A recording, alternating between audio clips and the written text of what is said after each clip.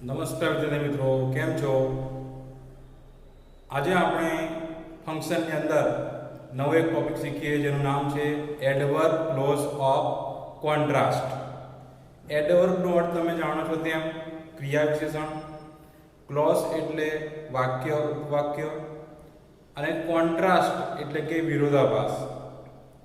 તો આ ત્રણેય શબ્દોના અર્થ ઉપરથી એનું નામ બને છે વિરોધદર્શક ક્રિયા વિશેષણ રૂપ ઉપવાક્ય. એવું ટોપિકનું નામ છે. એડવર્બ એટલે ક્રિયા વિશેષણ, ક્લોઝ એટલે વાક્ય ઉપવાક્ય અને કોન્ટ્રાસ્ટ એટલે વિરોધાભાસ. તેનો અર્થ થાય છે વિરોધદર્શક ક્રિયા વિશેષણ રૂપ ઉપવાક્ય. એવું આપણા ટોપિકનું નામ છે. તો આ જે ફંક્શન છે, ફંક્શન વર્ડ્સ છે, એનો ઉપયોગ આપણે જ્યારે કોઈ બે વિરોધાભાસ દર્શાવતા વાક્ય હોય, બે કેવા વાક્ય હોય, વિરોધાભાસ દર્શાવતા વાક્ય હોય અને એને એક સંયુક્ત વાક્યમાં રજૂ કરવું હોય ત્યારે આ ફંક્શનનો ઉપયોગ થાય છે. બરાબર છે? તો પહેલા એનો આપણે ઉપયોગ લખીએ.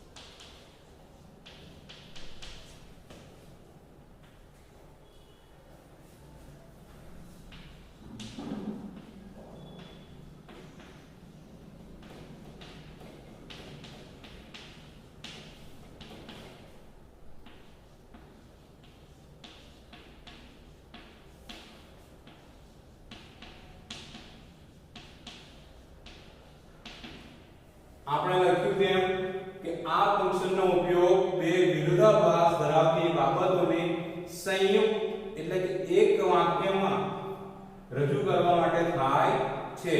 બરાબર છે? તો એના આ ફંક્શનની અંદર કયા શબ્દો વપરાય છે ફંક્શન વર્ડ્સ તરીકે, કઈ લેંગ્વેજ આઇટમ છે એનો ઉલ્લેખ કરીએ.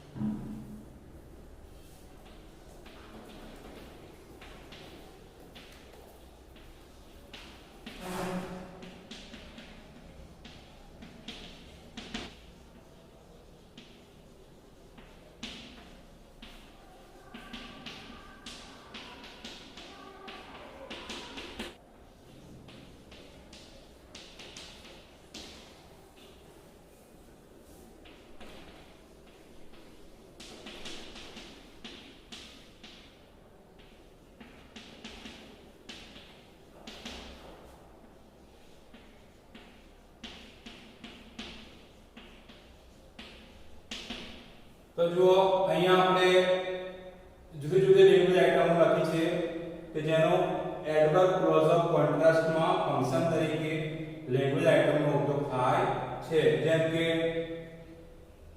અહીંયા લખ્યું છે તેમ ધો, ઓલ્ધો, even though, even if, however, but, yet, still, despite, in spite of, આ વગેરે લેંગ્વેજ આઇટમ વપરાય છે. તો આ દરેકનો આપણે સ્ટેપ બાય સ્ટેપ અભ્યાસ કરીએ. બરાબર છે?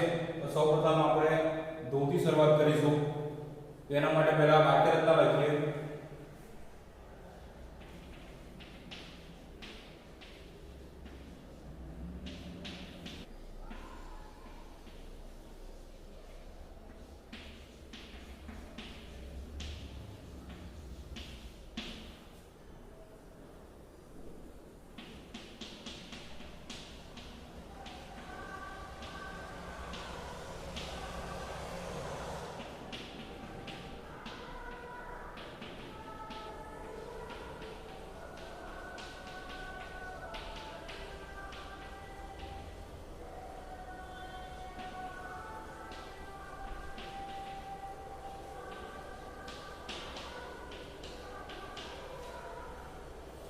આ કેટલાક લેંગ્વેજ આઇટમના ઉપયોગ છે, એમાં એની વાક્ય રચના છે ધો, ઓલ્ધો, ઇવન ધો, ઇવન ઇફ.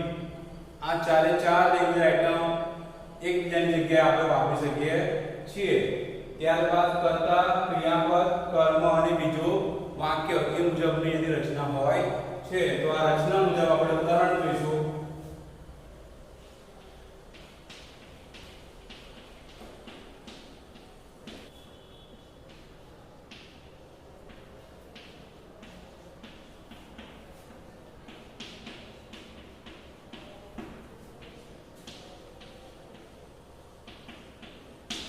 અહીંયા વાક્ય લખ્યું છે કે ધો હી ઇઝ ક્લેવર, જો કે તે હોશિયાર છે. બીજું વાક્ય કહે છે કે હી ફેલ્સ, તે નાપાસ થાય છે. એટલે કે હોશિયાર હોય છે તેમ છતાં પણ એ સારું પરિણામ મેળવતો નથી. તો આ બંને વાક્યમાં શું જોવા મળે છે? વિરોધાભાસ જોવા મળે છે. વાક્યની શરૂઆત આપણે વાક્ય રચના ધોથી કરી છે, બરાબર છે, કર્તા છે, ક્રિયાપદ છે. અહીંયા મિશ્રણ વાળું વાક્ય છે અને બીજું વાક્ય છે હી ફેલ્સ, બરાબર છે.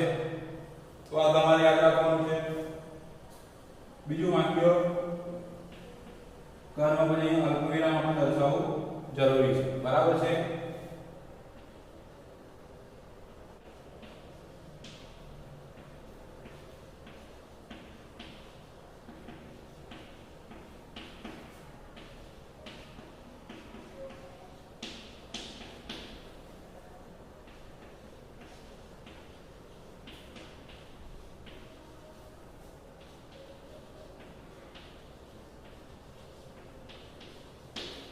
બીજું વાક્ય છે ધો હી ડીડ નોટ પ્લે વેલ, જો કે તે સારું રમ્યો નહીં.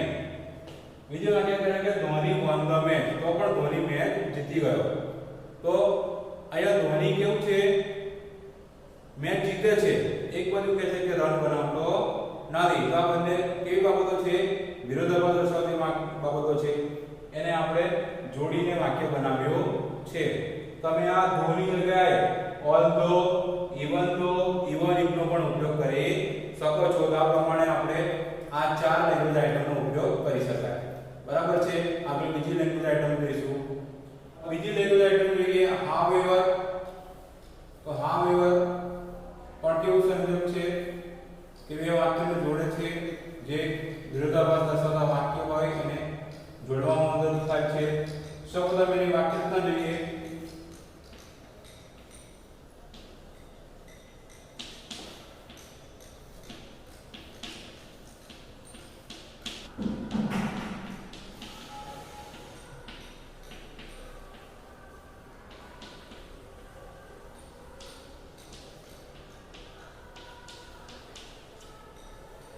તો આની વાક્ય રચના છે હાઉએવર, પછી વિશેષણ, પછી કર્તા, ક્રિયાપદ વત્તા અલ્પવિરામ અને બીજું વાક્ય, બરાબર છે.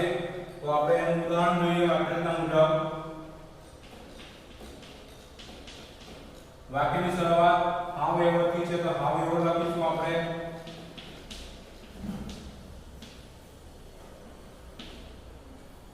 વિશેષણ છે તો વિશેષણ લખીશું.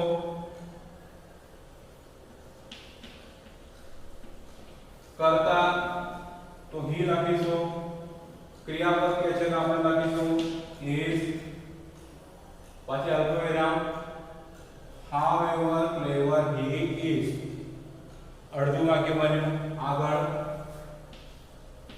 he has, તે નાપાસ થાય છે. તો આગળ આપણે ધોમાં જેવું વાક્ય જોયું તે જ વાક્ય છે, પણ અહીંયા વાક્ય રચનામાં ફરક છે, બરાબર છે. બંનેમાં વિરોધાભાસ છે. એક બાજુ કે નાપાસ થાય છે, એક બાજુ કે છે કે તે હોશિયાર છે, બરાબર છે. આગળ બીજું વાક્ય છે however beautiful she is.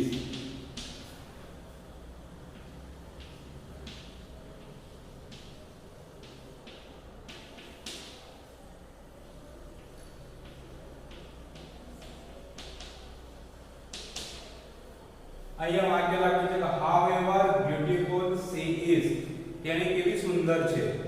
હા, બીજું વાક્ય કહે છે કે she doesn't appreciate, તેણીને કોઈ તરફથી આવકાર એટલે કે એની પ્રશંસા થતી નથી, લોકો એની સુંદરતાને સ્વીકારતા નથી, વખાણતા નથી, એવું કહેવા માંગે છે. તો however beautiful she is, she doesn't appreciate. બરાબર છે. બીજી એક એક્ઝામ્પલ લખી દઈએ.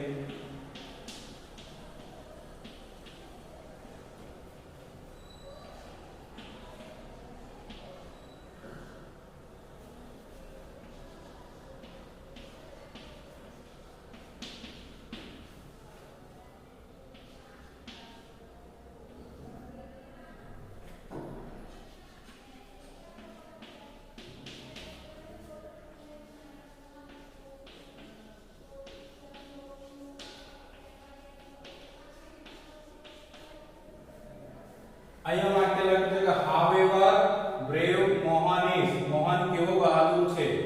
બીજું વાક્ય કહે છે કે he doesn't go alone at night, તે રાતે એકલો બહાર જતો નથી. તો આ વિરોધાભાસ દર્શાવતા વાક્યો છે જેમાં આપણે however નો ઉપયોગ જોયો. વાક્યની શરૂઆત however થી થઈ, પછી વિશેષણ, પછી કર્તા છે, પછી આ ક્રિયાપદ છે અને આ બીજું વાક્ય. બરાબર છે. તો આગળ બીજી લેંગ્વેજ આઇટમનો ઉપયોગ કરીએ. ચાલો આનો ઉપયોગ કરીશું હવે. ચાલો તો આગળ જોઈશું એસ નો ઉપયોગ. તો સૌપ્રથમ અહીં વાક્ય રચના લખીએ.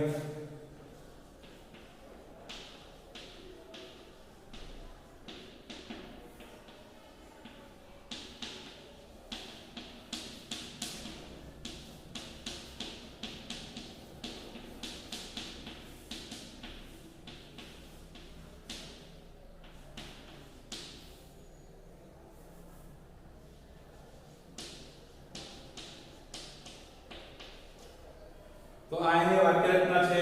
વાક્યની શરૂઆત વિશેષણથી થાય, એસ નો ઉપયોગ કરો ત્યારે વાક્યની શરૂઆત થાય વિશેષણ, પછી એસ, પછી કર્તા, ક્રિયાપદ, અલ્પવિરામ, પછી બીજું વાક્ય.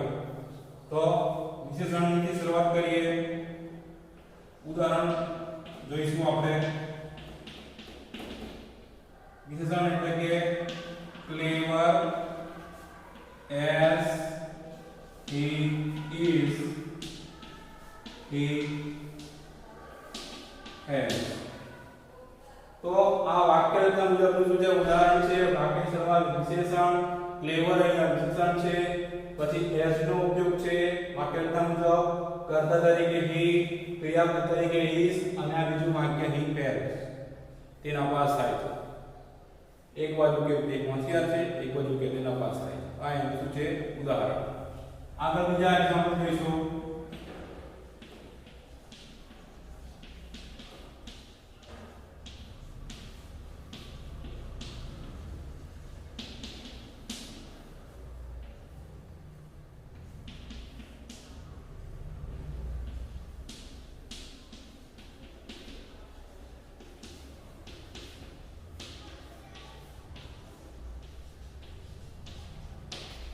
તો વાક્ય છે ugly as the crow is.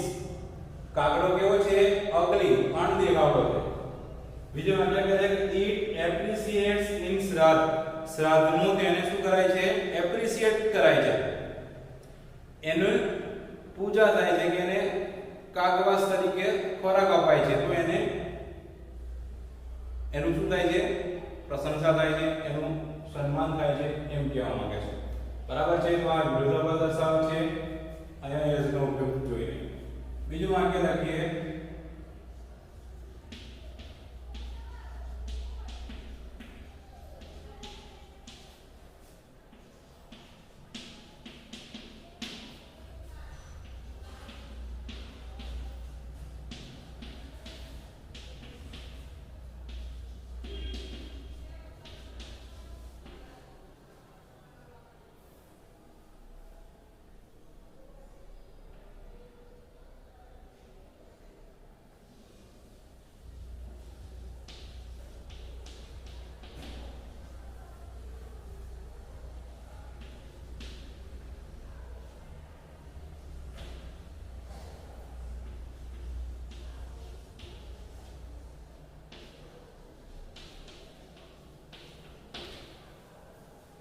Beautiful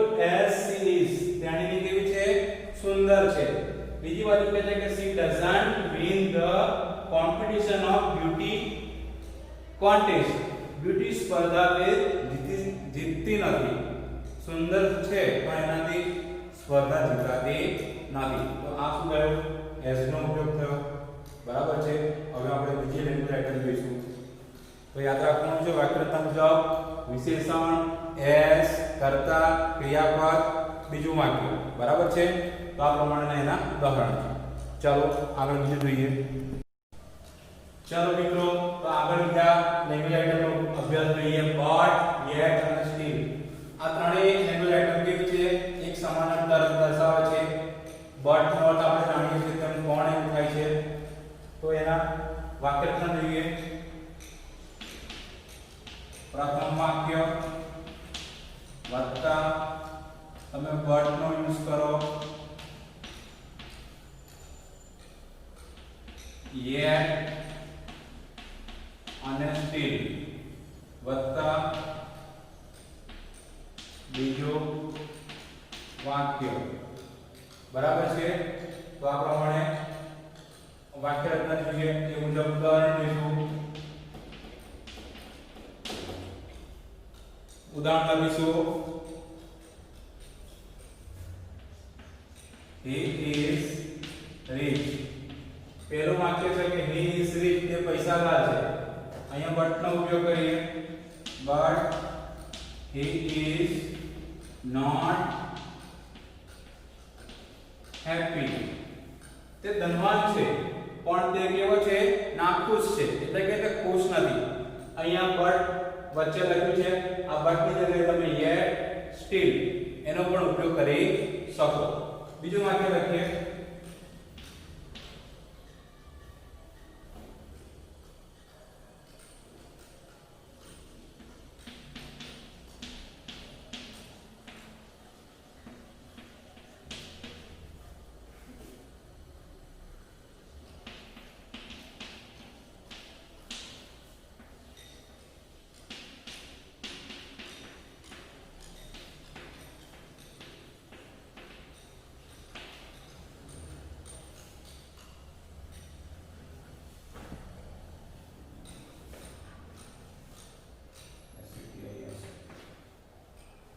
અહીંયા વાક્ય લખે કે she got good marks. તેણીને સારા ગુણ મેળવ્યા.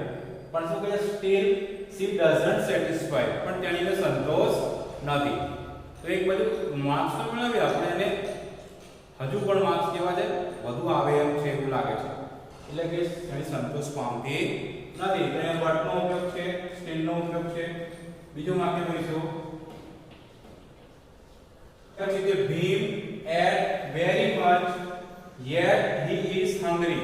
ભીમે ખૂબ જ ખાધું છે પણ એ કેવો છે? હજુ ભૂખ્યો છે. બરાબર છે.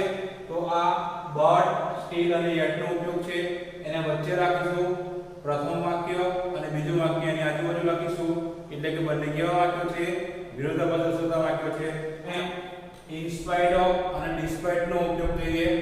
in spite of અને despite નો અર્થ થાય છે તેમ છતાં પણ. તો આના ઉદાહરણ દ્વારા આપણે સમજીએ.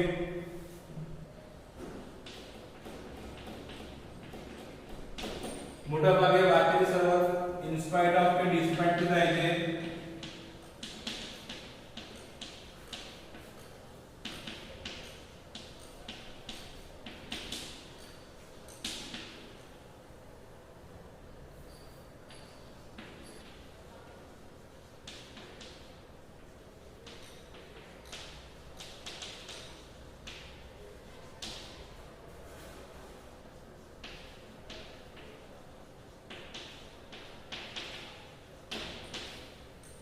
તો અહીંયા ઉદાહરણ છે in spite of my warning. મારી ચેતવણી છતાં he went away. તે ગયો. ક્યાં ગયો? without permission. રજા વગર ગયો. બરાબર છે. આપણે બીજું વાક્ય લખીશું.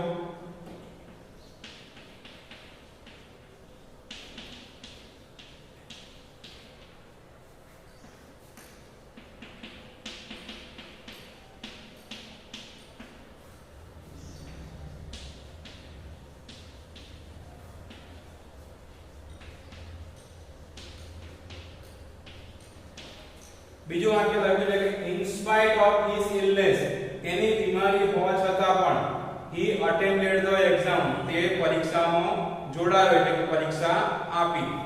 તો in spite of શું છે? વિરોધાભાસ દર્શાવે છે. છતાં પણ એટલે છે એની બીમારી હોવા છતાં પણ, એની ચેતવણી હોવા છતાં પણ. બાકીનું વાક્ય જે પ્રમાણે શબ્દો વાપર્યા છે એ મુજબ.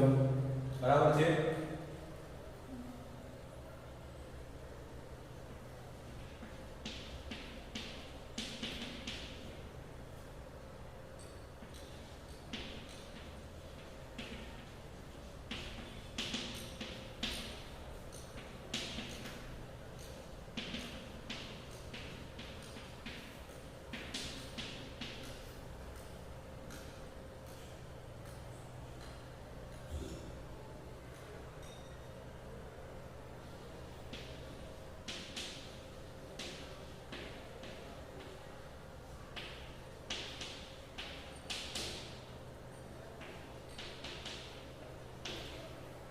અહીંયા વાક્ય નંબર despite difficulties, મુશ્કેલીઓ હોવા છતાં પણ Indian soldiers won the war against China. તો આ in spite of અને despite નો શું છે? ઉપયોગ છે. વાક્યની શરૂઆત આ બે શબ્દોથી કરી શકાય અને પછી સંબંધક રૂપ હોઈ શકે અથવા ડાયરેક્ટ શબ્દ હોઈ શકે. બરાબર છે? અને પછીનું શબ્દ પ્રમાણેનું વાક્ય હોઈ શકે. તો અહીંયા આપણે આજે એડવર્બ ક્લોઝઅપ કોન્ટ્રાસ્ટ ની અંદર વિરુદ્ધ દર્શક ક્રિયાવિશેષણ વાક્યો ધરાવતા લેંગ્વેજ આઇટમ જોયા, જેમાં ધો, ઓલ્ધો, ઇવન ધો, ઇવન ઇફ નો ઉપયોગ જોયો. ત્યારબાદ હાઉએવર, એઝ નો ઉપયોગ જોયો. એના પછી બટ, યેટ, સ્ટીલ અને છેલ્લે આપણે ઇન સ્પાઇટ ઓફ અને ડિસ્પાઇટ નો ઉપયોગ જોયો. બરાબર છે? તો વાક્ય રચના અને ઉદાહરણ મુજબ એનો અભ્યાસ કરવો અને એને સમજો. સારું, તો હવે પછી નવા વિડીયોમાં મળીશું. જય હિન્દ.